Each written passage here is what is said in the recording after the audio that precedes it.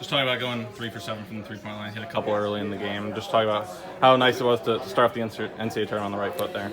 Yeah, I would say obviously it's nice to see the first one go in. It gives you a lot of confidence to keep shooting.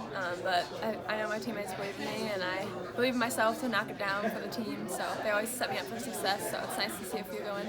First quarter was a little rough. Did you just feel like that was kind of rushed from having 13 days off? And then talk about your guys' response the rest of the game. Yeah, I would say when you're not playing an actual opponent for 2 weeks, it's kind of natural to get those jitters out, get the flow of the game and all that stuff. So I think that's kind of what was happening to us in the first half. But I think we were able to settle down a little bit, get into the flow, kind of ramp up our defense a tad, and just I don't know. We'll learn from this game, and it'll give us momentum going into the next game. Coach Blue just said a minute ago that she feels like a 40-point win wouldn't do you guys anything.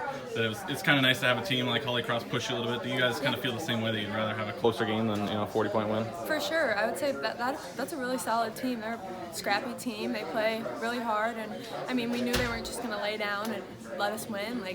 They were going to give us their all. Every team that comes in here is going to give us their best shot, and so yeah, credit to them. They're a great team, but I think that having a kind of tight game, it was pretty tight in the first half, will just help us more in the tournament as the games get more challenging and more challenging.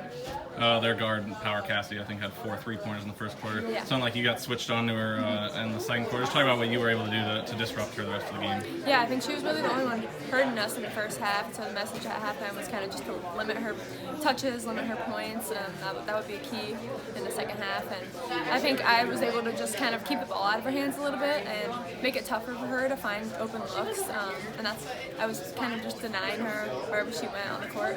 It was helpful for the team for her not to get those shots off. What's the next 2 days look like for you guys? You guys going to go out there and watch the games come up now? I think we might watch a little bit of it and then do a little scout tomorrow, and we know the coaches will have